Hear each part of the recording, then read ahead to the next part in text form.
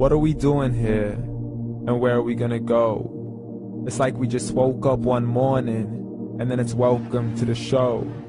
Don't ask any questions, just go with the flow. Make as much money as you can and try your best not to get broke. Copy everything you see on the TV, from the hairstyles to the clothes, and don't think too often, just do exactly as you're told. And if you ever get confused, then just turn towards the alcohol. You still hear your thoughts? Then just turn up the radio as you learn to live a lifestyle of drugs, sex, and rock and roll. But in all honesty, I just need to know, is there more to the cycle than growing and getting old? Living and dying just to leave behind a happy home and a whole lot of property that somebody else is going to own. I just really need to know before the casket's closed, 'cause I'm not willing to gamble with my soul, nor am I ready to take any chances. These are just simple life questions and I'm just searching for some answers. Like, what are we doing here? And what is our purpose? How did we get here, and who made us so perfect? And what happens once we go, or is this world all really worth it? Questions we don't answer because apparently we don't really have to. There's no purpose to this life and our existence is merely natural. Then in that case, please let me ask you, did you create yourself, or was it somebody else who had fashioned you? 'Cause you're a being that's impeccable, faultless and unparalleled. You're a product of supreme intelligence and I'm merely being rational. For there isn't a camera on this earth that can come close to the human eye, nor a computer that can compete alongside the human mind. And if the whole world was to come together, we wouldn't be able to create a single fly. So many signs, yet we still deny. As science tries to justify that all this could come from none, when it's a simple sum. 0 plus 0 plus 0 cannot possibly ever give you 1. So from where did all this order come? For everything has its origins, a maker, a creator of its own. I mean, the only reason you're watching this video is because somebody had to press upload. So we can believe in the Big Bang, but I'd rather believe in He who caused it to explode. Allah, the creator of everything along with every single soul. The ever-living, the master, the only one who is in control. Unlike his creation, beyond our imagination. And no, he's not a man, nor does he have any partners in association.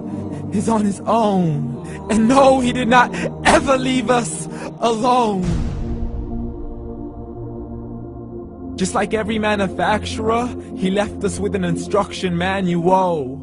The Quran and Islam, and I'm sorry to jump to conclusions, but it's the only one possible. The only definition of God is the one and only supreme being. It's logical, a book with 0 contradictions, with miracles that are both scientific and historical, all revealed over 1400 years ago. Like the detailed description of the human embryo. The descriptions of the human embryo in the Quran cannot be based on scientific knowledge in the 7th century. To the mountains as pegs holding firm the earth below, and the 2 seas that don't mix in a complete separate flow. To the planets in orbit, alternating night and day as they stay in flow. The expansion of the universe and the creation of everything from H2O. To the stories of the past and the preservation of Pharaoh. To identifying the lowest point in the land where Persia defeated Rome. The gushing fluid that created man in the glands between the ribs and the backbone. And not a word has changed, it's still the same. So please explain how all this was known over 1400 years ago. To a man who couldn't read or write, as he would recite whatever the angels spoke. And if you still don't believe, please try to come up with something that's even close. But you can't, so we took God as a mockery and his messengers as a joke. Muhammad could not read or write. How somebody who can't read or write gonna start a religion? Dismissed his scriptures as legends and tales of the ancient folk, as we live life according to our whims, desires and hopes. saying this life is the only home we will ever know. We will live then die then simply turn to bones. YOLO! Correction, after the grass dies, the rain arrives and it regrows, and Allah promises to do the same thing to your very soul and bring you back from your very fingertips to your toes, as the all-seeing supreme being watches us so close, and we are surely being tested in our wealth, our health, and our self, and everything that we've been blessed with. So believe, for we will surely be resurrected and be brought back to our Lord and account for every single deed, as He hands us our books and orders us to read.